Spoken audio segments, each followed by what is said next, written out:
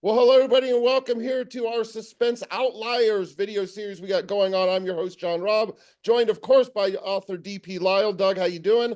Just fine. How you doing? Good. We have a fantastic guest on here today, none other than Marcia Clark. Marcia, how you doing today? I'm good. How are you doing? It's so nice to Good. be here. Thanks for having me. Awesome. Yeah, I mean, this is, we've talked with you in the past about your fiction books, but now you decided, what the hell, let's do true crime. So True. you jumped into this new book that you have, which is out now, called Trial by Ambush, and it follows a case back in the 50s from Barbara Graham. So, of course, the first question is, tell us a little bit about the book, but what was it about Barbara and this case that wanted you to get into true crime? So it was kind of a weird path, John. I was resisting doing true crime for a very long time because I really like fiction. And that's why I wrote, the series that I did. And I'm not saying I won't go back, but I do appellate work for a living. These are criminal appeals, court-appointed criminal appeals for the indigent. And so that's true crime all the time. And I was resisting doing it in a book form because I do it all the time. And yet there was also kind of a thing in the back of my head, gee, it would really be nice to delve into a case that I'm not working on, that I don't have to be limited by the confines of legal writing, to talk about stuff, to be able to write about the case, tell you what I think, analyze it from a different point of view in a different way. So that kind of got me going. And then I started looking for the case. And I thought, oh, that'll be easy because I've been saving stories and cases for like decades. Oh, I want to get into this or I want to get into that. Oddly, none of that was helpful. Those cases, I needed to find a case that gives a lot of ideas and a lot of depth and reasons to talk about it in terms of its relevance today. So it's not enough to just find a true crime case for me that's just a serial killer or the monster in the closet or, that kind of thing. It's got to have some resonance in terms of understanding of the legal system, understanding of our life in society, more layers to it. So it took a long time to actually find the case. And even when I stumbled on Barbara, I got to tell you, I walked away from it like at least 5 times thinking there's no story here. There's not enough here. It's not a book. You know what I mean? You do know what I mean. Yes. Yeah. And that was part of it. And the other thing that kind of dissuaded me initially was it was its own crime of the century back in 1953 when it was tried. It was the basis for an Oscar-winning film called I Want to Live, starring Susan Hayward, who won Best Actress for it. And I thought, ugh, so everybody and his brother will have written about this. Never mind. Then I started, well, maybe they didn't, though. Who knows? I started to dig in and found out, no, they hadn't. There was a ton of newspaper coverage back then. But I'm very familiar with newspaper coverage and how it doesn't necessarily get to the truth of the matter. And especially back then when reporters were not quite as savvy about how cases were tried and the aspects of the legal system as they are today. They're much better today, I think, in that respect. Not that they can't be biased. Oh, they can, as we know. And they really were back then. So I thought, well, that's cool, but I really need the truth. If I'm going to write about this story, I have to get what really happened here. And I'm not going to get that necessarily from the newspapers beyond this so-and-so testified today and so-and-so will testify next week. Okay, that's fine. But as to what they exactly testified to, can't rely on the papers. Don't forget too, those poor reporters were scribbling. They didn't have recordings to go back to and watch and quote from. So there was that. And I thought, well, but it's over 70 years old. How am I going to get the transcripts of this trial? That became its own crucible. And I write about it in the foreword of the book about how long it took to find those transcripts and determine if they even existed. It's a long time ago. And so that was a whole story in itself. But I got them. I got the transcripts of the trial, all plus 4,000 pages of them. Took forever. But boy, was that a deep dive into insanity. Because what happened in the course of that trial should never happen in any trial ever. And yet I know it still happens today. Not often. Please, I want people not to freak out about, oh God, prosecutors are always lying and judges are always dropping the ball. Not so. This is definitely an unusual situation, but it does happen. It did happen. And I wanted to look into it and think about why it happened. And in the case of Barbara Graham, I really do believe that someone was put to death without just cause. It was a hugely controversial case back in the time. I know, having read about it later, I was young when it happened, but I've been 7 years old. But I even remember little rumblings about it back shortly after that. It was the crime of the century, and the nation seemed to be divided on guilt and innocence, and kind of went to war with each other. We're used to that now, but back then it was a little different. Very different. That's what's so interesting to me, that the newspapers were like in lockstep with one another, that she was a demon and she was a villainess and she was an icy blonde, stone-hearted, vicious killer. And they termed her Bloody Babs. This was a woman who came from a very impoverished background and yet somehow managed to have a sensitive soul, loved jazz music, was actually fairly literate for someone who barely went to school through the 8th grade and spotty even then, but was really intelligent, yet, flawed as she would be with the kind of life she had, that was a life of deprivation, neglect, and abandonment. But she was very pretty, very, very pretty. And that was also her downfall. People were much more inclined to vilify her in a way and to call her a temptress and to think the worst of her. When she's sitting next to these two thugs who were monsters, they were mass killers. People didn't know that until much later, but you could look at them and see one thing here is not like the others. So, and yet the papers went after her with hammer and tongs, all of them. They lined up to just go after her. It reminds me in an odd way of that scene in Airplane where you have everybody in the plane lining up, holding a different weapon, trying to kill this kid because she's driving him crazy. It was funny there, not so funny here, and really kind of remarkable how consistent and how conformist the papers were. And I think in a way, we're in better shape today in that regard. You do have outlets that do kind of contest what's going on there, and that's growing more and more, thanks to, I would never have believed I would say these words, but thanks to social media that led to Substacks and podcasts and like this, where people can air their views and people do have access to other points of view, and it's a good thing. But back then, they didn't. And so public opinion was all one way during the trial. Then after the trial, one of the reporters who was covering the case, Ed Montgomery, who worked for the San Francisco Examiner, happened to go down and actually watch the trial in person for a change, and had his mind changed completely, did a 180 totally on how he felt about Barbara Graham, and realized, looking into her background and looking into the facts of the case and all of the odd, illogical things that were presented to the jury, and said, wait a minute, I don't believe this. He then got the ball rolling, and he got the eye, after she was executed, got the eye of Walter Wanger, a very big time Hollywood producer who was very anti-death penalty. He saw this case as the perfect case to show why the death penalty was a bad thing. And it really was. If ever there were a case that would make you feel like the death penalty really has no place in society, this would be the case. And I don't take a position on that in the book, because that is a whole other world of thought.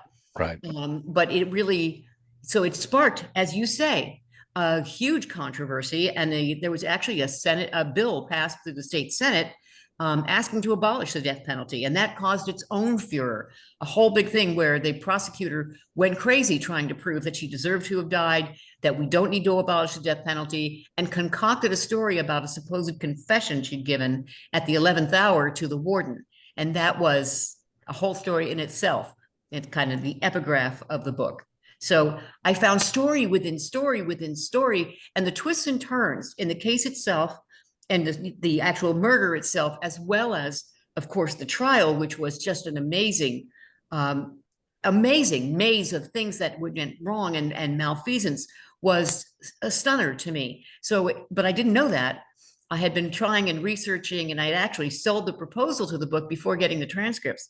So when I finally got the transcripts and saw, oh my God, it's all here, everything I thought I would find, but much, much more. And it was all there in writing. So when I'm telling you in the book what people are saying, I'm quoting the testimony. This is what they said. This is what the witness said. This is what the lawyers argued. This is what happened. And then in addition, had the benefit of Walter Wanger's collection. He collected every scrap of paper and every document he could find. And in the process, I uncovered in getting from him his collection, this report written by the post-conviction lawyer that was appointed to represent Barbara.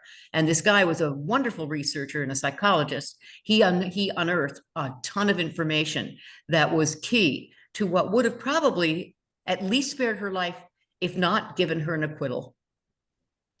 Now, the one thing that I'm just baffled by is, I mean, she was executed in 2 years.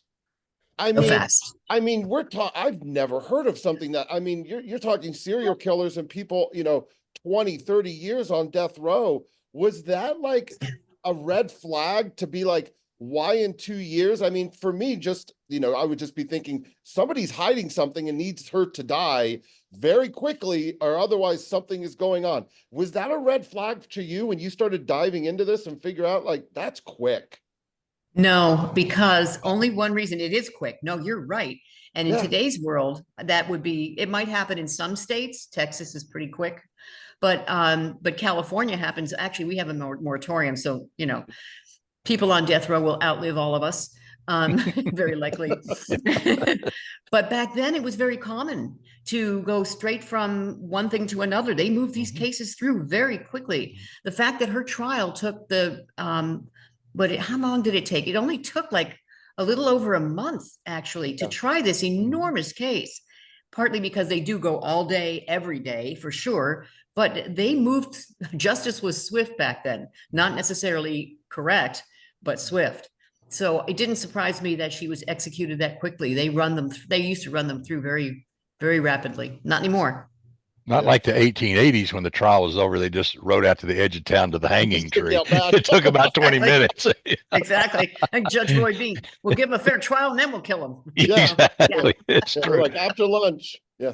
Yeah. Well, you obviously had a career that in and out of the courtrooms and in the legal field and all that entails, all the trappings of that. And then at some point in time, you lost your mind and decided to write fiction. How did that come about? To enter this fiction world, That was really well put. Yeah. I have to tell you, though, in all honesty, I've always wanted to write fiction. Yeah. When I was a little kid, I was making up crime stories in my head. And I mean 5 years old. That the abandoned house at the end of the street became a murder house for me. I'm 6 years old and I'm leading all the kids in the neighborhood on a hunt for the blood trail. I mean, Boo Radley. Yeah. Exactly. It was not, he was better, but I really have always wanted to. So it was kind of a dream, childhood dream that I really wanted. I was just so anxious to do this. And when I was working as a DA, there was no time. I mean, when, right? And then when I left, and after I'd finished the book on the trial, which was, one of those painful but necessary exercises. Yeah, let's go back and rip through your heart again and pour salt in that wound a little bit and let's shred you some more. And so after that was done, the one thing that I came away with is a desire to write.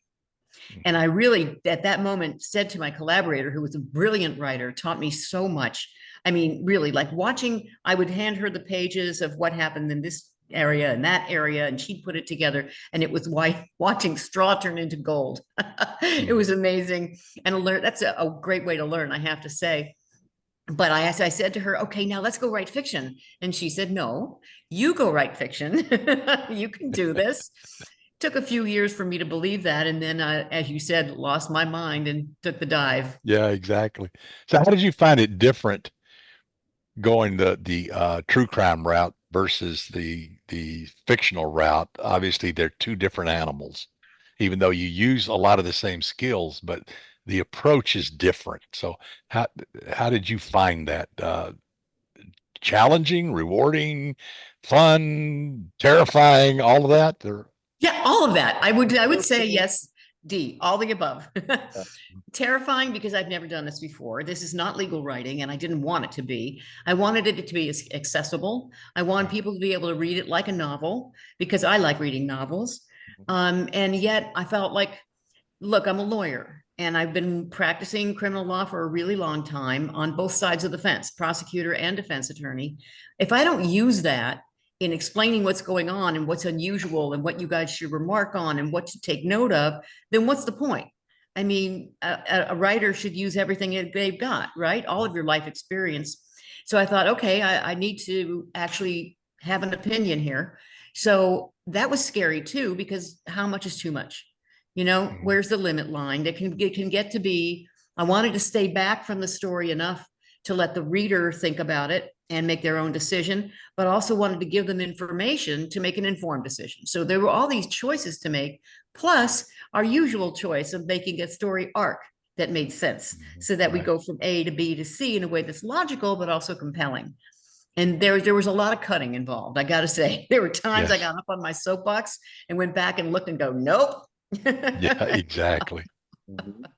Now, you did mention that you might go back to your fiction writing. Now, fans, of course, would want to know, is it going to be Samantha Brinkman? Is it going to be Rachel Knight? Is it going to be both? Do you kind of, you know, how much of a sense of loss do you feel by not really writing them in a couple years? I do feel a sense of loss. I particularly miss Samantha. And she's on my shoulder saying, I've got more stuff to do.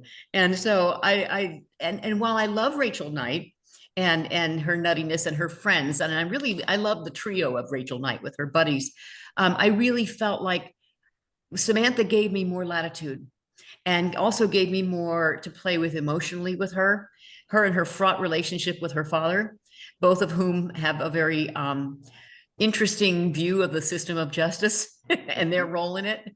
And so I like that. And so I do think I'll probably go back to Samantha at some point. And it would be interesting to weave Samantha through a story that is based on a true crime. So maybe meld the two. You never know. And do you have maybe another true crime that you're looking at? Is this, I mean, this can't be the only true crime book you're ever going to write. I mean, because you did it so brilliantly. It was like, this was kind of, wow, you know, this was like what we've been waiting. It's like, yes, we got a true crime author that just like nails it. So, I mean, you got to be back in that world though, right? Thank you so much, John. That's so kind of you. And I loved it. And of course I have to do that again. Yeah. I mean, that's how I came away from this thinking, boy, if I can, the one thing I would do differently is do something more current, because let me tell you, it's a drag when there's no one around who's still alive to talk to about the case. And not only that, but getting the materials, just gathering the information and the transcripts and going to the archives was its own process that took a long time, very hard to do. And I got extremely lucky. So I have to say, I don't want to have to get lucky again like that. And I'd like to look for something that's more current. And also from the standpoint of all of us, looking into what's happening more currently in our system of justice. I think that's important to look at. So with true crime, for me to get interested in it, it's going to have a lot of legs. And some of those legs have to do with what's really important to us, you know, sociologically, legally, you know, what's happening in our world. I don't want to just go for the monster in the closet. It's just not interesting enough to me. And I think that probably true crime readers are looking for more than that today, because they've already seen all the real, you know, the scary monsters and all that kind of thing. So I think that's what our appetite is, that we have an appetite for that now. And I think I do too. Yeah. Now, your website, marciaclarkbooks.com, is probably the best portal for everyone to kind of find out everything you got about you. You have all your social media, but is there one social media platform that you're probably on a little bit more for fans to interact with you? Absolutely. So I'm on Facebook and Instagram, and it's that Marcia Clark. I didn't know what to do a million years ago when I first got on social media. The publicist for my first novel was trying to help me come up with a handle. And I said, I'll just use my name. And she said, then there are other Marcia Clarks, believe it or not. There are. So she said, just say that Marcia Clark. So that's my handle, that Marcia Clark. I like it. Very clever. Very clever. Yeah, absolutely. And, you know, do you go to any conferences? You know, do you like to kind of go out, meet the public, shake the hands, kiss the babies, get the book signed? You know, are you doing any kind of tour for this, for people to kind of maybe catch you someplace? You know, I haven't been, and especially I do think COVID has a little to do with that. And Zoom also kind of put an end to some of that. You know, it's like if you can do a Zoom, everybody can access that. It's easier for everyone. But of course, it's hard to sign books that way. That's So true. I will be at the Poison Pen bookstore in December, on December Scottsdale? 12th. In Yep. Scottsdale, yep. Okay. Scottsdale Okay. is Arizona. Everybody knows the Poison Pen, huh? Yep. Oh yeah, You know, that's a fun place. Barbara's great. she's great. And then, Yeah. yeah, she is. And then the Tucson Book Festival, I will be at in March of 25. Okay. So far those two, and I'm trying to think what else. Nope, the rest is all going to be television or podcast or Zoom. Well, I got to tell you, it's always great to talk to you and catch up. And again, you know, can't wait to see what you got coming up next, because you're just going to surprise us. I mean, this book just kind of came out of the blue, like, bam, here she is again. It's like fantastic. So we want to thank you again for joining us. It's always Yes. a pleasure. Wish you nothing but the best. And again, just can't wait to see what you got coming up next. So thank you. Thank you. Thank you so much, you guys. It was such a blast, as always. What a pleasure. Thanks for having me. We All right. appreciate it, and thank you very much. All right. Bye-bye. Bye, guys.